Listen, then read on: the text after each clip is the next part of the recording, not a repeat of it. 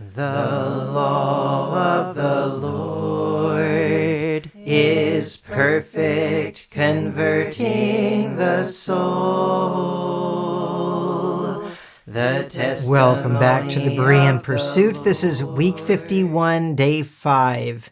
Today we're reading from Job chapters 24 through 27 and Revelation chapter 17. Last time in Job we saw how Job asked his friends to listen to him and just pay attention, and then they could get back to their mocking. And he explained that what they're saying is just simply not true. It's demonstrably not true. If you would look around, listen to people who've experienced life, the wicked are not just destroyed. They do not have miserable lives. They have animals that don't miscarry. They have children that are happy and well-fed and healthy, and they can live long lives even though they challenge God and they are wicked in everything that they do. And so what they're saying about the wicked is simply not true, and what they're saying about Job is also not true. But Eliphaz the Temanite then came back and called on Job to repent from whatever sins he assumed he was doing. And then Job came back and talked more about how God had made him this target of, he doesn't use the word injustice, but that seems to be the idea that what God is doing to him is not fair. So he says he's terrified of the presence of God, even though he would like to find God and ask him questions. But right now he is afraid, but not in the fear of the Lord that should be there, but afraid of God doing things that he does not understand, and seemingly for no reason. All right, well, let's go ahead with our reading in Job chapters 24 through 27. Why does the Almighty not reserve times for judgment? Why may those who know him never see his days? Men move boundary stones, they pasture stolen flocks, they drive away the donkey of the fatherless and take the widow's ox in pledge. They push the needy off the road and force all the poor of the land into hiding. Indeed, like wild donkeys in the desert, the poor go to work foraging for food.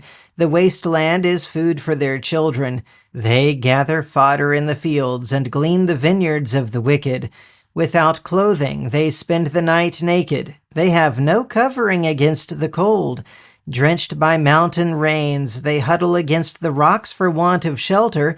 The fatherless infant is snatched from the breast. The nursing child of the poor is seized for a debt. Without clothing, they wander about naked. They carry the sheaves, but still go hungry. They crush olives within their walls. They tread the winepresses, but go thirsty. From the city men groan, and the souls of the wounded cry out, yet God charges no one with wrongdoing. Then there are those who rebel against the light, not knowing its ways or staying on its paths. When daylight is gone, the murderer rises to kill the poor and needy. In the night he is like a thief. The eye of the adulterer watches for twilight. Thinking, no eye will see me, he covers his face. In the dark they dig through houses. By day they shut themselves in, never to experience the light. For to them deep darkness is their morning. Surely they are friends with the terrors of darkness. They are but foam on the surface of the water. Their portion of the land is cursed, so that no one turns toward their vineyards. As drought and heat consume the melting snow, so Sheol steals those who have sinned. The womb forgets them, the worm feeds on them, they are remembered no more. So injustice is like a broken tree. They prey on the barren and childless, and show no kindness to the widow. Yet by his power God drags away the mighty. Though rising up, they have no assurance of life. He gives them a sense of security, but his eyes are on their ways. They are exalted for a moment, then they are gone. They are brought low and gathered up like all others. They are cut off like heads of grain. If this is not so, then who can prove me a liar and reduce my words to nothing? Then Bildad the Shuhite replied, Dominion and all belong to God. He establishes harmony in the heights of heaven. Can his troops be numbered? On whom does his light not rise? How then can a man be just before God? How can one born of woman be pure? If even the moon does not shine and the stars are not pure in his sight, how much less a man who is but a maggot, and the son of man who is but a worm? Then Job answered, how you have helped the powerless and saved the arm that is feeble, how you have counseled the unwise and provided fully sound insight. To whom have you uttered these words, and whose spirit spoke through you? The dead tremble, those beneath the waters and those who dwell in them. Sheol is naked before God, and Abaddon has no covering. He stretches out the north over empty space. He hangs the earth upon nothing. He wraps up the waters in his clouds, yet the clouds do not burst under their own weight. He covers the face of the full moon, spreading over it his cloud. He has inscribed a horizon on the face of the waters at the boundary between light and darkness. The foundations of heaven quake, astounded at his rebuke. By his power he stirred the sea. By his understanding he shattered Rahab. By his breath the skies were cleared. His hand pierced the fleeing serpent. Indeed, these are but the fringes of his ways. How faint is the whisper we hear of him! Who then can understand the thunder of his power? Job continued his discourse. As surely as God lives, who has deprived me of justice, the Almighty who has embittered my soul, as long as my breath is still within me, and the breath of God remains in my nostrils, my lips will not speak wickedness, and my tongue will not utter deceit. I will never say that you are right. I will maintain my integrity until I die. I will cling to my righteousness and never let go. As long as I live, my conscience will not accuse me. May my enemy be like the wicked, and my opponent like the unjust. For what is the hope of the godless when he is cut off, when God takes away his life? Will God hear his cry when distress comes upon him? Will he delight in the Almighty? Will he call upon God at all times? I will instruct you in the power of God. I will not conceal the ways of the Almighty. Surely all of you have seen it for yourselves. Why then do you keep up this empty talk? This is the wicked man's portion from God, the heritage the ruthless receive from the Almighty. Though his sons are many, they are destined for the sword, and his offspring will never have enough food. His survivors will be buried by the plague, and their widows will not weep for them. Though he heaps up silver like dust and piles up a wardrobe like clay, what he lays up the righteous will wear, and his silver will be divided by the innocent. The house he built is like a moth's cocoon, like a hut set up by a watchman. He lies down wealthy, but will do so no more. When he opens his eyes, all is gone. Terrors overtake him like a flood. A tempest sweeps him away in the night. The east wind carries him away, and he is gone. It sweeps him out of his place. It hurls itself against him without mercy as he flees headlong from its power. It claps its hands at him and hisses him out of his place. And now to the New Testament in Revelation chapter 17. Last time in Revelation in chapter 16, we saw the angels with the 7 bowls of the wrath of God, pouring them out on the earth, and various things are happening, including water turning into blood, which God is praised for that, and the justice behind that, because they were the ones who spilled the bloods of the saints and prophets, and now God has given them blood to drink. But throughout all of these things that are being poured out on the earth, the people are not repenting. And so then the Euphrates River is dried up for kings to cross over, and then there's Babylon the Great that is fallen. God has remembered Babylon and given her the cup of the wine of the fury of his wrath. And people are cursing God for the plague of hail, these 100-pound hailstones coming down because it was so terrible. But it seems like this is God's judgment on Rome for their persecution of his people. We already saw Jerusalem, if that's what it was talking about, which I think it is, that was receiving its justice because of its persecution of God's people. Now the beast, Rome, Babylon the Great, is receiving the same thing. Now, whether that's the specific or not, it doesn't really matter. But whatever city, whatever nation this is, whatever world power this is, it is receiving the justice of God because of what it has done to God's people.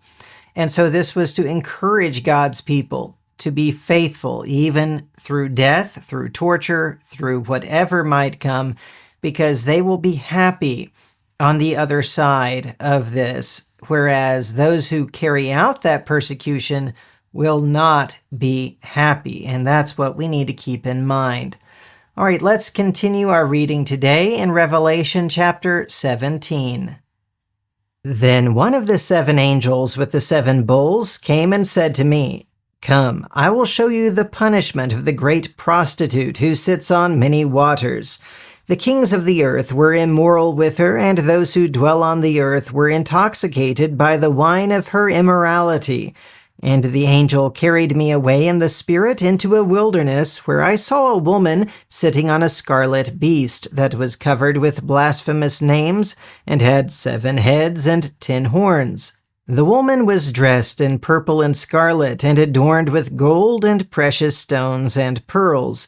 She held in her hand a golden cup full of abominations and the impurities of her sexual immorality. And on her head a mysterious name was written, Babylon the Great, the mother of prostitutes and of the abominations of the earth. I could see that the woman was drunk with the blood of the saints and witnesses for Jesus, and I was utterly amazed at the sight of her. Why are you so amazed? Said the angel. I will tell you the mystery of the woman and of the beast that carries her, which has the 7 heads and 10 horns. The beast that you saw, it was and now is no more, but is about to come up out of the abyss and go to its destruction. And those who dwell on the earth, whose names are not written in the book of life from the foundation of the world, will marvel when they see the beast that was, and is not, and yet will be. This calls for a mind with wisdom. The 7 heads are 7 mountains on which the woman sits. There are also 7 kings. 5 have fallen, 1 is, and the other has not yet come. But when he does come, he must remain for only a little while. The beast that was and now is not is an 8th king who belongs to the other 7 and is going into destruction. The 10 horns you saw are 10 kings who have not yet received a kingdom, but will receive 1 hour of authority as kings along with the beast. These kings have one purpose, to yield their power and authority to the beast. They will make war against the Lamb, and the Lamb will triumph over them, because he is Lord of lords and King of kings, and he will be accompanied by his called and chosen and faithful ones. Then the angel said to me, The waters you saw where the prostitute was seated are peoples and multitudes and nations and tongues. And the 10 horns and the beast that you saw will hate the prostitute. They will leave her desolate and naked, and will eat her flesh and burn her with fire. For God has put it into their hearts to carry out his purpose by uniting, to give their kingdom to the beast, until the words of God are fulfilled. And the woman you saw is the great city that rules over the kings of the earth.